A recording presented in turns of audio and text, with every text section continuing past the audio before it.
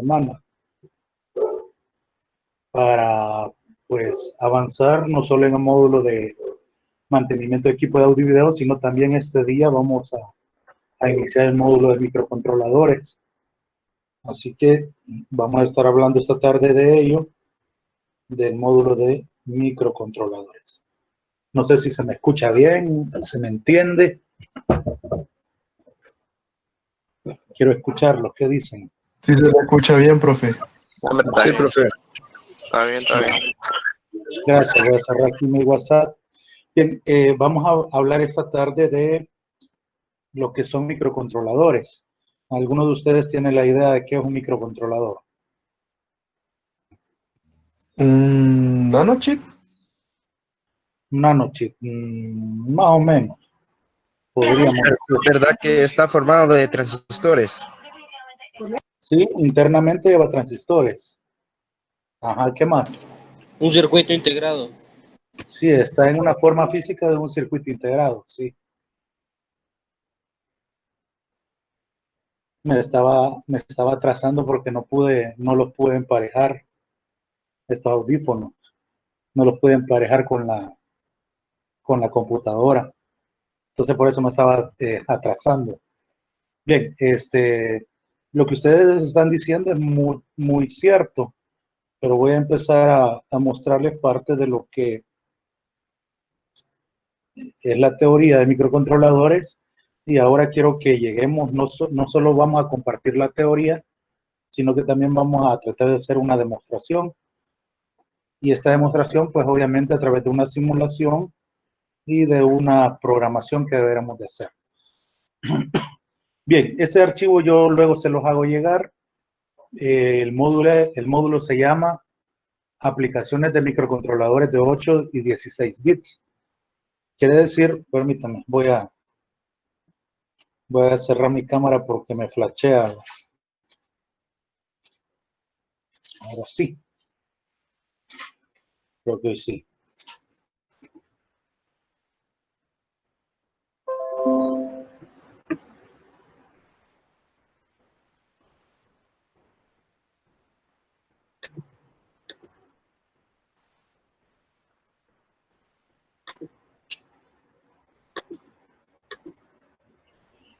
Bien, ¿están viendo la presentación?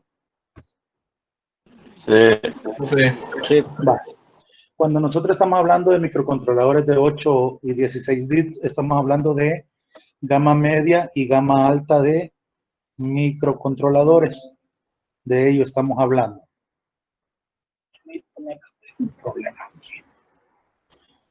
Entonces, el objetivo del módulo es desarrollar competencias relativas a la comprensión sobre la construcción de sistemas electrónicos desarrollados con microcontroladores. Valga la aclaración, los microcontroladores los utilizamos en diversos equipos electrónicos. Por ejemplo, vienen en planchas de ropa. Cuando usted temporiza la temperatura a cierto tiempo, ahí hay un microcontrolador. En los juguetitos aquellos baratos de los chinos, ¿verdad? O en las tarjetas de navideñas cuando tienen sonido y que traen una melodía guardada, ahí hay un microcontrolador. Cuando usted programa su lavadora, para aquellos que tienen lavadora de ropa, el cerebro, quien hace toda la ejecución del programa, es un microcontrolador. También los microcontroladores de gama alta se utilizan en vehículos para el sistema de luces, para el sistema de temperatura, incluso para la inyección de gasolina hacia los motores. Entonces, los microcontroladores es un dispositivo controlador de una interfaz periférica y es muy utilizado en la actualidad. Como ya les dije, pues los encontramos en todos lados. Hablando un poco de historia, inicialmente cuando no existían los microprocesadores, se requería para el diseño de circuitos electrónicos muchos componentes y cálculos matemáticos. Un circuito lógico básico requería de una gran cantidad de elementos electrónicos basados en transistores y resistencias. Y ustedes me darán un poco la razón, solo quiero ir a ver quién está ingresando. Me darán un poco la razón, por ejemplo, cuando ustedes vieron el módulo de electrónica digital. ¿Qué me pueden mencionar de electrónica digital o sistemas de circuitos digitales? Creo que se llama el módulo. ¿Qué me pueden mencionar de él?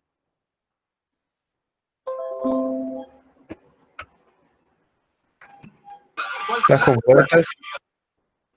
Sí, las compuertas, exacto. ¿Cuáles eran las compuertas básicas? Not and Not, or. Ok. not and or. Y luego estaban ya las que te generaban, ¿verdad? O las especiales que les llamamos.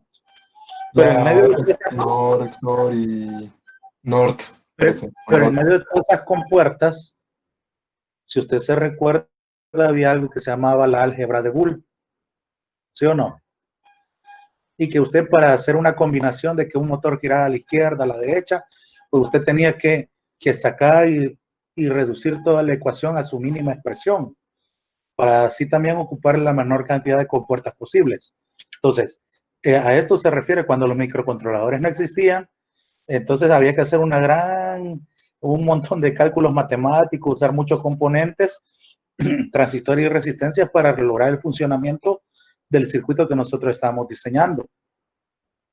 Luego, en el año 1971 apareció el primer microprocesador, el cual originó un cambio decisivo en las técnicas de diseño de la mayoría de los equipos. Entre los microprocesadores más conocidos tenemos el popular Z80 y el 8085.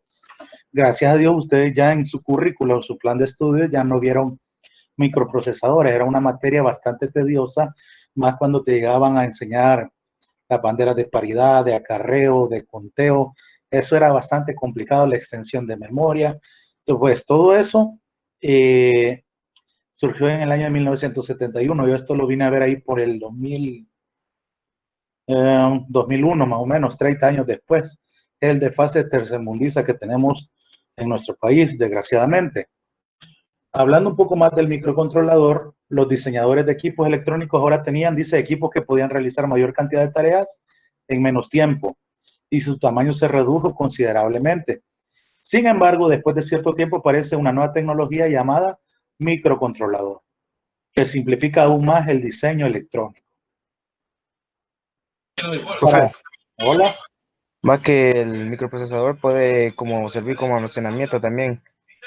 Sí, de hecho tienen una memoria, una EEPROM, una memoria borrable eléctricamente. Podemos almacenar datos. Al igual Pues ese que el Arduino sería un microcontrolador. ¿Cómo? Pues ese que el Arduino es un microcontrolador. Sí, pero es un sistema de microcontroladores. No es solo uno, sino que son muchos dentro de la tableta o el Arduino que usted está usando. Va, sigo. El microprocesador es un sistema abierto con el que puede construirse, dice, un ordenador con las características que se desea, acoplándose los módulos necesarios. La unidad central de proceso o el CPU, ¿verdad? Interpreta las instrucciones y el cambio de datos que las ejecuta. Es cuando, por ejemplo, usted usa el teclado, usa el mouse, todas esas instrucciones que usted le está dictando a través de una interfaz gráfica, es el CPU a través del microprocesador que la va interpretando y ya le dice maximizar ventana, minimizar ventana, entrar como, ¿cómo se llama? Como oculto, ¿verdad? Internet y todo eso. Entonces, la diferencia entre microcontrolador y microprocesador es la siguiente. Es que el microprocesador se auxilia de controladores. En cambio, el microcontrolador tiene ya todo incluido y en el microcontrolador solo tenemos periféricos, entradas y salidas. Y todo está dentro del microcontrolador. Ahora, el microprocesador obviamente se sigue usando hasta nuestra época, ¿verdad? ¿Me pueden dar un ejemplo de qué equipos electrónicos tienen microprocesador aparte de la computadora? Los teléfonos celulares. Los teléfonos celulares. ¿Cuál otro? Sonido. ¿Cómo? Y equipos de sonido también. Ajá, algunos equipos de sonido. Los televisores. Sí tienen también los televisores, exacto. ¿Qué más? Las Por maquinarias ejemplo, industriales. ¿cómo? La maquinaria industrial. Ahí es más que todo automatización, pero sí hay una parte de interfaz gráfica que es así, está gobernada por un programa y ese programa obviamente tiene un microcontrolador en toda su expresión. Un microprocesador, perdón. Bien, continuemos. Voy a regresar por acá. Ahora, el microcontrolador dice que es un sistema cerrado que contiene un computador completo. Es decir, dentro de un circuito integrado, como alguien mencionó, ahí tenemos todo lo que necesitamos prácticamente. ¿Y qué tenemos al final? Solo tenemos puertos de entrada y salida. Y aún nos da otra ventaja de que el microcontrolador, yo como usuario, yo como programador, yo como diseñador, yo como TSU, yo puedo definir qué pines o qué puertos van a ser entradas y cuáles van a ser salidas. Ahora, todas las partes del computador están contenidas en su interior y solo salen al exterior las líneas que gobiernan los periféricos. ¿Qué puede ser un periférico para un microcontrolador? Un LED, un transistor, un relé, un sensor. Entonces, solo conectamos serían los componentes secundarios al microcontrolador y funciona directamente. Y este sería el diagrama en bloques de lo que es un microcontrolador. Si ustedes ven, solo tiene periféricos a ambos lados. Obviamente, también va a tener una conexión a masa o tierra y una conexión a VCC o positivo. Eso va a ser de ley, aparte de algo más que ya les voy a enseñar, que es un oscilador que él necesita. Ahora, cada fabricante de microcontroladores oferta un elevado número de modelos diferentes, desde los más sencillos hasta los más sofisticados. Acá ustedes pueden ver cómo se abrevia microcontrolador, ¿verdad? MIUC. MIUC, esa es la abreviatura original que nosotros debemos de usar para referirnos a un microcontrolador. ¿Quién más quiere entrar? Don Helio, bien, veamos si ya no nos interrumpen acá.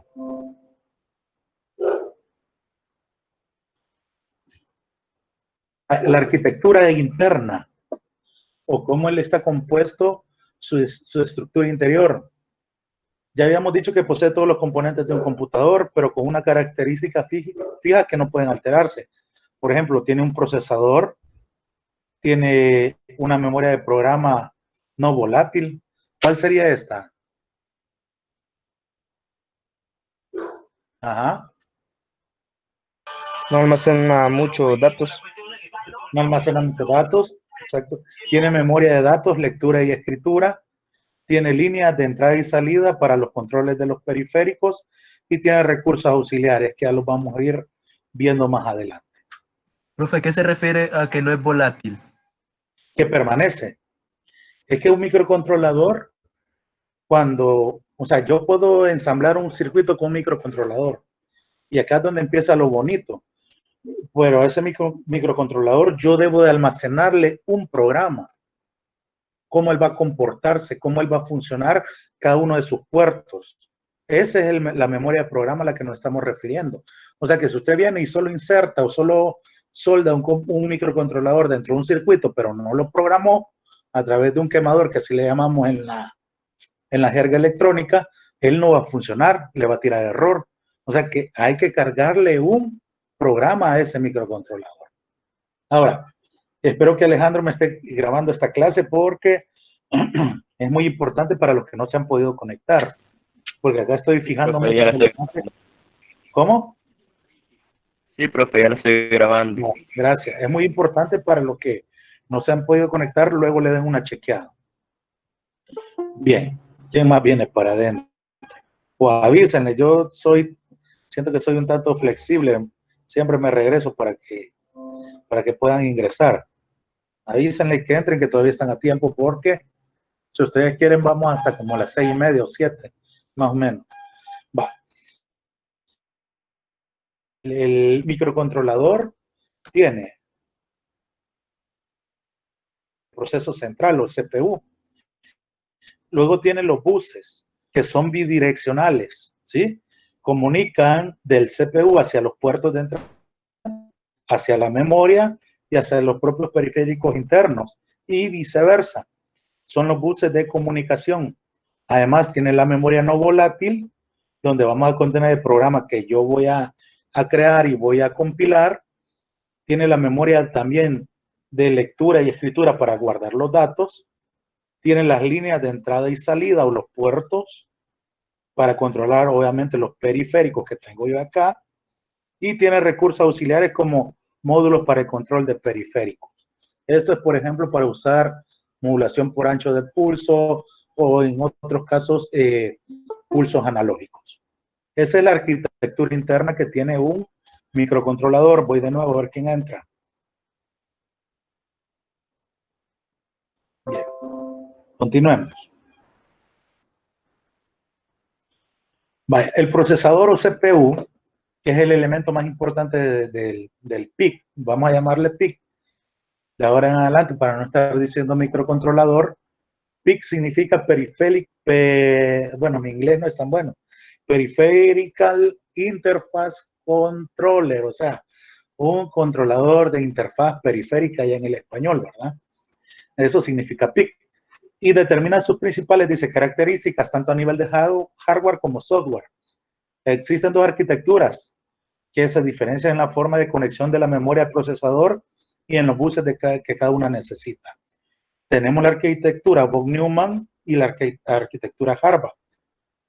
Ahora, la von Neumann es usada generalmente en algunas familias de microcontroladores como la Intel 51 y la Z80, que pues más que todo son microprocesadores, en la cual tenemos una memoria central, una unidad de memoria RAM o de acceso aleatorio y una memory only read o una memoria de solo lectura, en donde tenemos las instrucciones más los datos que se puedan ir almacenando en cada uno de ellos. Ahora, tenemos un bus de control que va únicamente o direccionalmente de la CPU hacia la memoria central. Tenemos bus de direcciones que se encarga de almacenar correctamente en cualquiera de las dos ubicaciones, y tenemos un bus bidireccional en donde hay datos e instrucciones que son los que generalmente el CPU está procesando, que son los que el usuario está ingresando y está interactuando con la máquina, o en este caso con el procesador. Esa es la arquitectura von Neumann. Y en este caso existe una sola memoria, donde coexisten las instrucciones del programa y los datos, es decir, está todo revuelto. Accedidos, dice, con un bus de dirección, uno de datos y uno de control, que son los que le acabo de decir, ¿verdad? Que son unidireccionales, es decir, solo entran, solo ingresan, no salen. Ahora, ¿cuál es la limitación que nos presenta esta arquitectura? La longitud de las instrucciones por el bus de datos, es decir, son demasiado extensas. Y es por eso que muchas veces ustedes ven a los programadores que pasan en la computadora y un montón de letras, números, símbolos, y porque ellos generalmente utilizan esta arquitectura, que es la von Neumann.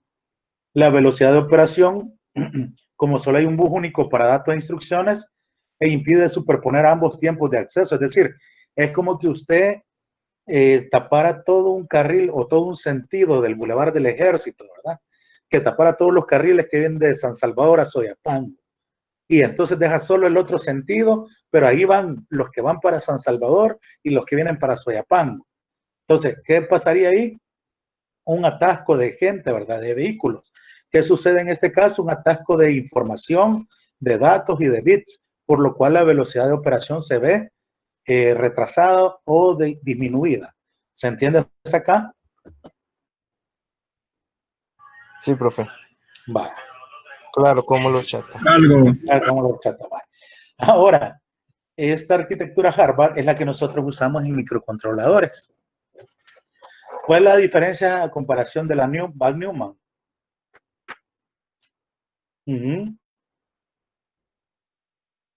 Va a poner la otra figura. Mira las acá. Unidades de memoria. ¿Están separadas qué? Las unidades de distribuidas.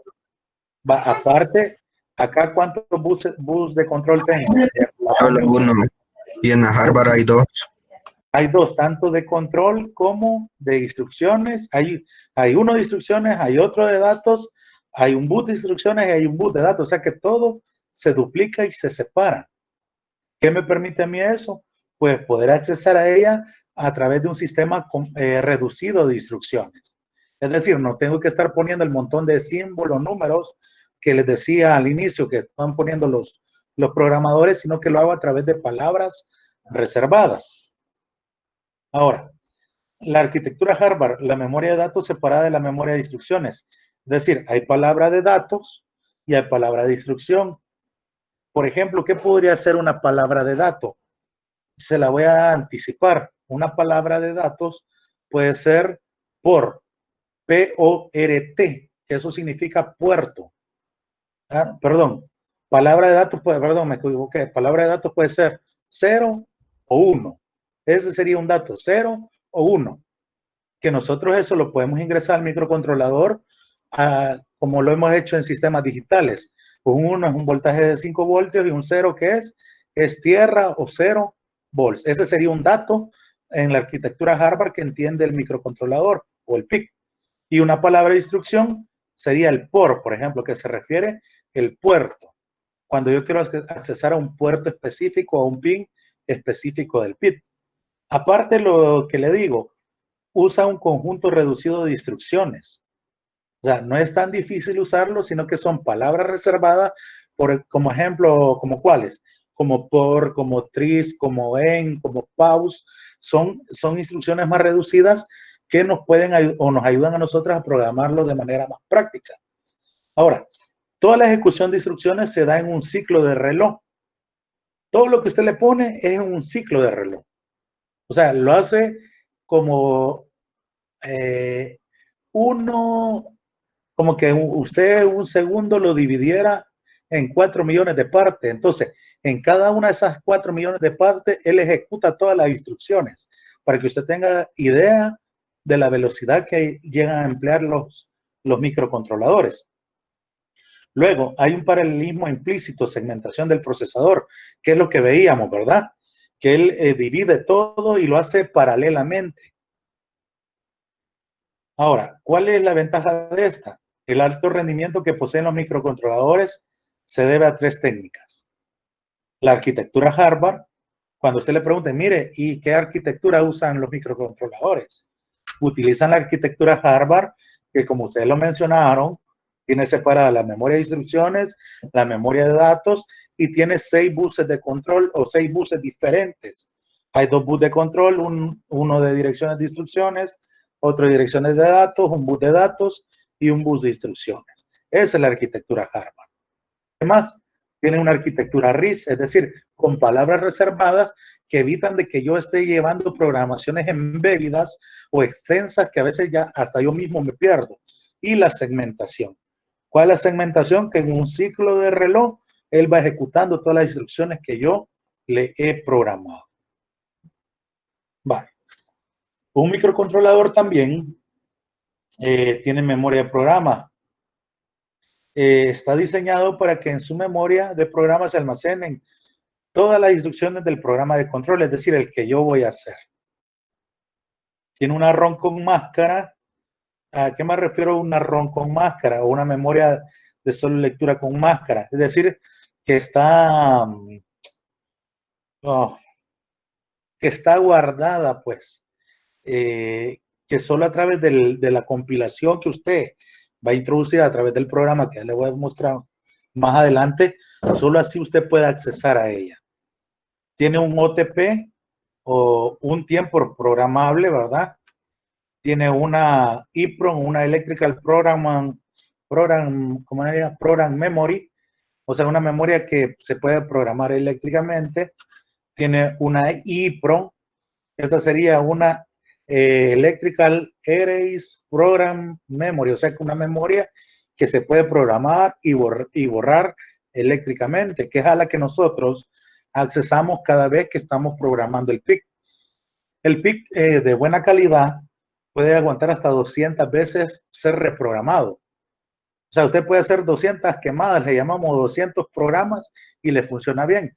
Ahora, los que conseguimos acá en el país, como usted sabe que aquí en el país a veces conseguimos lo más barato, andan aguantando alrededor de 20 o 40 quemadas. Luego de eso se arruinan. Y luego tiene la memoria flash, que es con la que él accesa los datos o chequea las instrucciones que le están llegando. Vale, y aquí está. Se graba durante, dice, el proceso de fabricación mediante el uso de máscaras. Se aconseja este tipo de memoria cuando se precisan series muy grandes, lo que les decía, cuando se compila. Vale. El on-type program solo se puede grabar una vez por parte del usuario. Se aconseja este tipo de memoria para prototipos finales. La EEPROM. En la superficie de la cápsula de microcontrolador existe una ventana de cristal por la que se puede someter al chip de la memoria a rayos ultravioleta para producir su borrado y emplearla nuevamente. Aquí está hablando de un tipo de circuito integrado. Yo creo que ustedes no lo vieron. Generalmente eran las BIOS, que traían una ventanita así en la parte superior del integrado, una ventanita de cristal, un vidrio, y que usted ahí le aplicaba luz ultravioleta y lo borraba. Ahora, los microcontroladores que nosotros usamos no se borran así, se borran a través de un quemador. Usted le da erase o borrar aquí en el programa de la computadora, manda un voltaje y ya lo borró, es más fácil. Y luego dice la EEPROM, la grabación es similar a las memorias OTP y EEPROM, pero el borrado es mucho más sencillo. Al poderse efectuar, dice, de la misma forma que el grabado, o sea, eléctricamente. Garantizan, dice, 1 millón de ciclos de escritura y borrado. Oiga, estos dicen que 1 millón de veces puede hacer, pero no, quizás los originales, ¿verdad? Lo que nosotros usamos acá, pues ya les mencioné lo que padece. Los pirateados. Cabal. La flash se puede escribir y se borrar en circuito al igual que la EEPROM, pero suelen disponer de mayor capacidad que estas últimas. Pueden ser programadas con las mismas tensiones de alimentación del microcontrolador. Vale. La memoria de datos RAM es una memoria volátil y se destina a guardar las variables y los datos SRAM, es decir, lo que se va usando en el programa. Los microcontroladores disponen de capacidades de RAM comprendidas entre 20 y 512 bytes. Existen microcontroladores que disponen de memoria EEPROM para contener datos. Registros y bits. Un registro es una posición de memoria en la cual se pueden almacenar un dato, es decir, que la memoria está dividida en pequeñas partes llamadas registros. El primer registro de una memoria corresponde a la dirección 00H. Hay un conjunto de registros que ya vienen predefinidos desde la fábrica. Cada registro está dividido en 8 partes de bits. Ya esto lo voy a mostrar ya con el programa que voy a estar usando esta tarde, que es Microcode Studio. Y luego están las líneas de entrada y salida, o lo que yo les estaba mencionando, los puertos. Los microcontroladores cuentan con una serie de pines destinados a entrada y salida de datos, o señales digitales. A estos pines se les denomina puerto. Los puertos están controlados por los registros. Entradas hay de salidas de propósito general, de trabajo con dispositivos simples como relés, LEDs, etcétera. Los recursos auxiliares que tiene el microcontrolador: tiene un circuito de reloj, temporizadores y contadores. Tiene un convertidor analógico digital y un viceversa, de un digital analógico.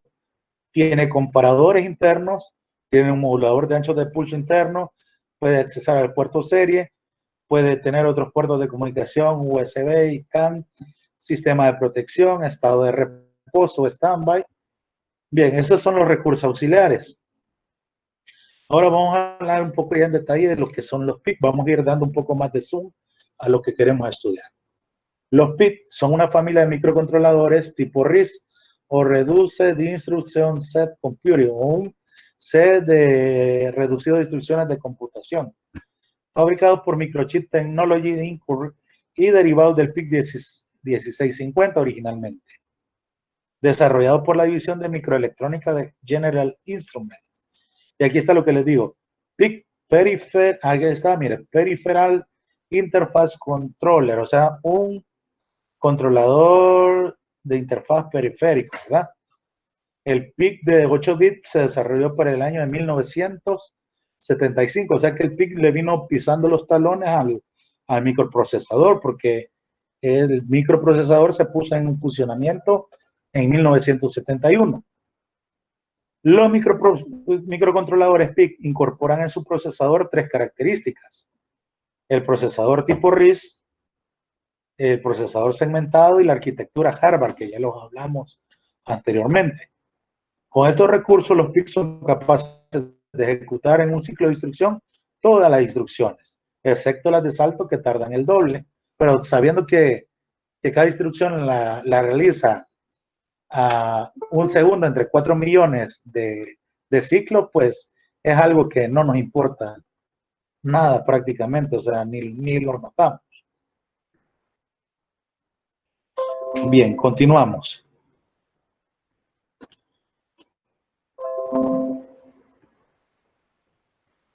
Vaya, los PIC tienen 4 gamas. Está la gama enana, y no me refiero a nadie. Está la gama baja, tampoco me refiero a nadie. La gama media y está la gama alta. ¿Cuál es la diferencia o en dónde están las principales diferencias? En el número de instrucciones y longitud y el número de puertos y funciones, lo cual se refleja, dicen, en el encapsulado, la complejidad interna y de programación y en el número de aplicaciones. La nomenclatura de los PIC es por lo general esta. Siempre comienza con PIC, luego lleva un número, luego una letra y luego pues otro número. Por ejemplo, el que nosotros vamos a usar es el PIC 16F84A. El NN significa un número propio de la gama del PIC. El LL es un código de letras donde la primera indica la tensión de alimentación y las otras dos el tipo de memoria que utiliza. Y el XXX es el número que indica el modelo del PIC. En este caso, si yo le dije PIC 16F84A, quiere decir, voy a la letra F, y él funciona con una tensión que va desde los 4.5 voltios hasta los 6 voltios. Y que generalmente utiliza la memoria flash. O sea, que si al PIC 16F84A vengo yo y le pongo 9 voltios, lo voy a quemar. O sea, el máximo que yo puedo aplicarle a un PIC es 6 voltios. ¿De acuerdo? Lo estoy diciendo en este momento porque después creo que ya habló el profesor Sabas con ustedes, ¿verdad? Acerca de los prototipos. ¿Me informan? ¿Aló? Sí, profe, ya dijo de que iba a pasar los PICs Ajá, y de los otros. Entonces, esto es muy importante. No los vayan a energizar más de 6 voltios porque los van a dañar. Bien. ¿Y si le ponemos menos de 4.5 voltios? No corre, no funciona. No funciona, ahí no hay problema, solo que no le va a funcionar todo. Entonces, la fuente que usaríamos sería la de un cargador o algo por el estilo. O se le puede agregar una etapa reguladora con un 7805. ¿Y corriente que soporta? Pues ahí ya pueden dar hasta los 500 miliamperios. Sí, porque el cargador tiene como... No, pero con la corriente no hay tanto problema porque el PIC va a ir asociado con otros dispositivos que consumen, por ejemplo, LEDs, relé, transistores, entonces ahí no tenemos mayor problema. Ya. Voy con la gama enana, ¿verdad? Generalmente la gama enana es del PIC 12C o 12F y luego sigue una serie de números. Él tiene 8 pines, 4 a cada lado. Y aunque solo tienen esos 8 pines, pueden destinar hasta 6 como líneas de entrada, salida para los periféricos porque disponen de un oscilador interno RC. Y la gama enana está compuesta por esto, que sería el PIC 12C 508 hasta el PIC 12C 681. Ahí nos da detalles de la memoria de programa, la memoria de datos, la frecuencia máxima de trabajo, cuántas líneas de entrada y salida tiene, convertidor analógico digital, temporizadores y pines. Esa es la gama enana, pero esa nosotros no la vamos a tocar. Está la gama baja o básica. Sí, profe. Ajá. ¿Y a qué se refiere ese con convertidor analógico digital? Que yo puedo meter un nivel de voltaje analógico, por ejemplo, 7.7 y él lo puede convertir a un nivel digital a través de una representación de LEDs. Ok, está bien, profe, gracias. Gama baja o básica. Mejores relaciones de costo presentaciones encapsulado con 18 y 28 pines. Pueden alimentarse con una tensión de 2.5, 33 instrucciones con formato de 12 bits. Esta es la familia que va desde el PIC 16C 52S hasta el 16C 58S. Tienen 18 pines. Y si ustedes se fijan, pues tiene 1, 2, 0, 1, 2, 3. Tiene 4 puertos A. Se los voy a ir señalando acá. Tiene A.0, A.1, A.2 y A.3. Entonces, ¿cuántos puertos A tiene? 4. ¿Por qué son 4? Porque comienzo desde el A.0, ¿verdad? Siempre vamos a comenzar desde el A.0. Entonces, si yo digo que tiene 5, ¿hasta dónde llegaría? Sería desde el A.0 hasta el A.4. 4. Y si digo que tiene 6, sería desde el A.0 hasta el A.5. 5. Exacto. Para la imagen que tengo ahí, ¿cuántos puertos B tiene esa familia de PIC? Los puertos B, los que dicen RB. 4. 8. 8. Tiene 8 puertos B. Ay, 8. Hasta el B.7. Ok. Vamos bien. Gama baja de los PIC. Acá está prácticamente la misma descripción de los anteriores. La memoria de programa, memoria de datos, frecuencia máxima, líneas de entrada y salida, temporizadores y cantidad de pines. Vamos a la gama media. El encapsulado de ellos va desde los 18 pines hasta los 68 pines. Tienen 35 instrucciones de 14 bits. El que ustedes están viendo ahí en pantalla es el PIC 16F877A, que es un PIC de 16 bits. Lastimosamente, por no estar en el sistema presencial, por la pandemia, este no lo vamos a usar prácticamente. Solo lo vamos a dar a nivel de simulación, porque solo él cuesta como $30. Solo ese PIC. Entonces, no lo vamos a poder usar más que a nivel de instrucciones. Pero esto es como que usted aprende a amarrarse los zapatos. Usted se aprende a amarrar un par de zapatos, luego se pone otro y ya puede. Entonces, es igual con los PICs. Usted aprende cómo usar el F84 y pues de ahí, pues es lo mismo con los demás. Vale, este sería, por ejemplo, va desde el PIC 16C84 y acá está el que nos interesa a nosotros, en la segunda línea, perdón, 16F84. Dice que tiene un K por 14 de flash, tiene 68 de RAM, 64 de EEPROM, tiene 11 registros específicos, se pueden usar hasta 4 interrupciones, tiene 13 puertos de entrada y salida, el rango de voltaje va desde los 2 hasta los 6 voltios y tiene 18 pines. Y luego está la gama alta, que alcanzan 58 instrucciones de 16 bits, el sistema de gestión de interrupciones vectorizadas, incluyen variados controladores de periféricos, puertas de comunicación, serie y paralelo y arquitectura abierta. Y este es el que nos interesa a nosotros. Ahí lo estamos viendo. Este sería el PIC 16F84A. Acá lo dice. No sé si ustedes lo alcanzarán a ver bien, pero ahí está. Sí, se mira, profe. Profe, ese es un agujero lo que tiene ahí. ¿Te manda? Tiene un agujero ahí, no.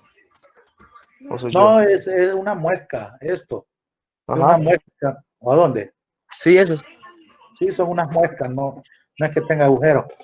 Vaya, este PIC ¿Para qué pertenece sirven las muescas, profe? las muescas. Ajá. Generalmente es para la etapa de proceso, ahí ensamblan o sea, como todo está automatizado, ¿verdad? Cuando lo quieren levantar, ya cuando se le ha puesto ¿cómo se llama esto? Este que es grafito con silicio, la cobertura negra, pues vaya, el case, llamémosle así. Entonces bajan unas ventosas a la línea de fabricación y de ahí como que lo succionan y ya lo ponen donde va. Es parte del proceso de producción.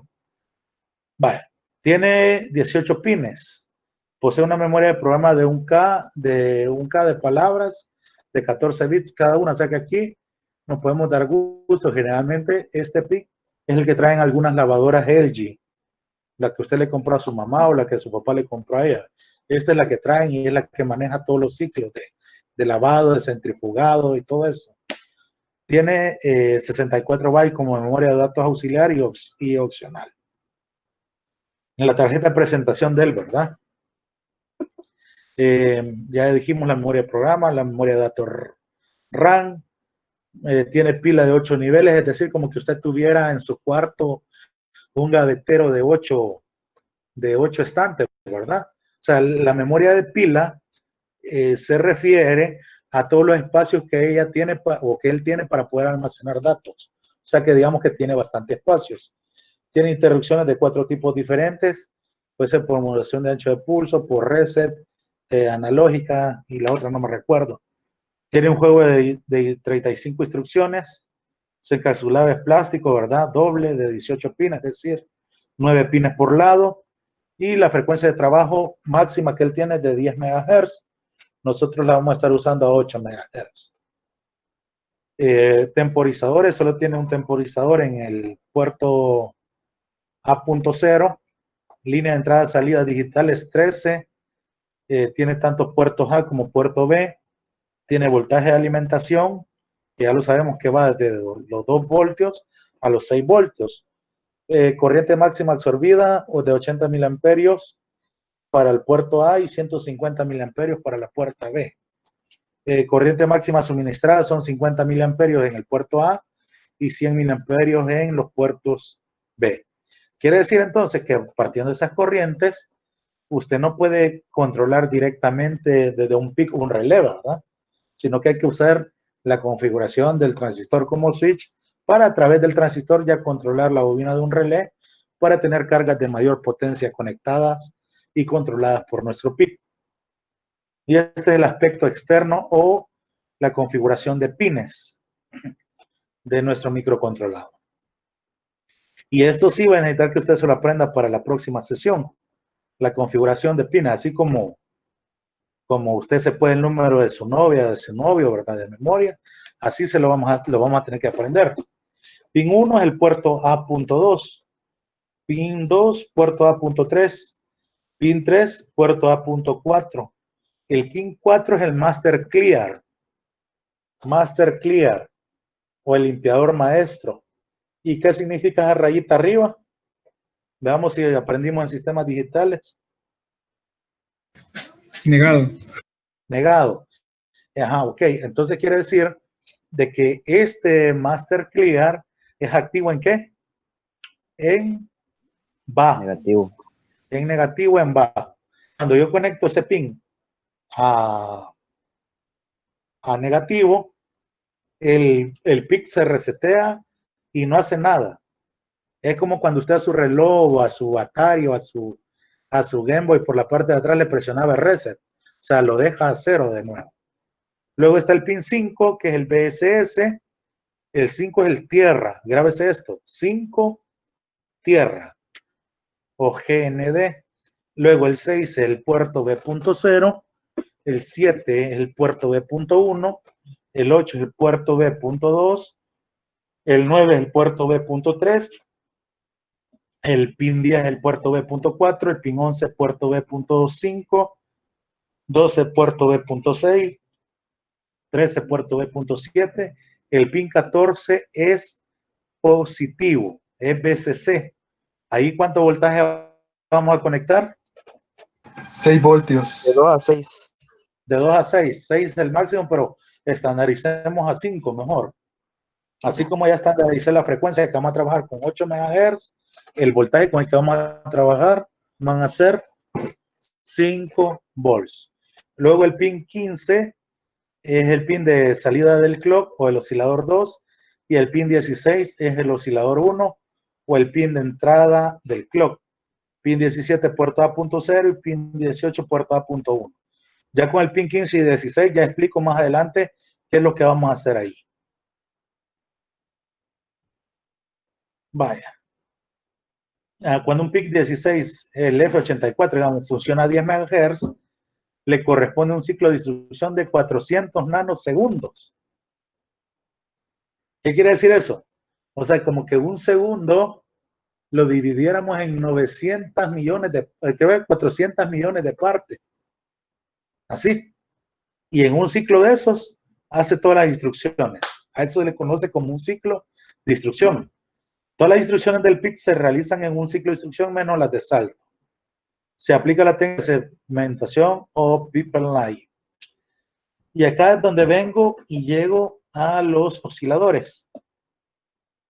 Se recuerda que estábamos con el pin 15 y el pin 16, donde decía oscilador 1 y oscilador 2.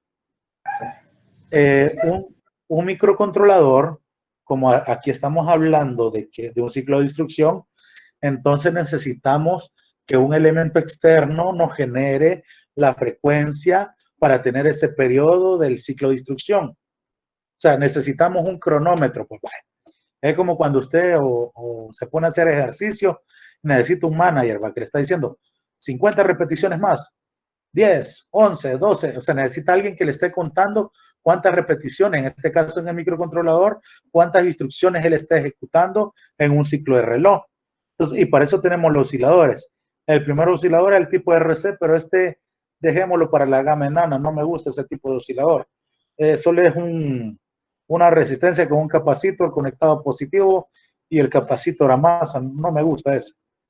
Está el oscilador tipo high speed o de alta velocidad, o el HS.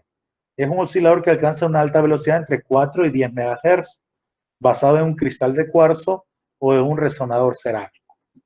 Entonces, lo que nosotros vamos a usar para hacer este oscilador va a ser un cristal de cuarzo. Y lo vamos a conectar de esta manera.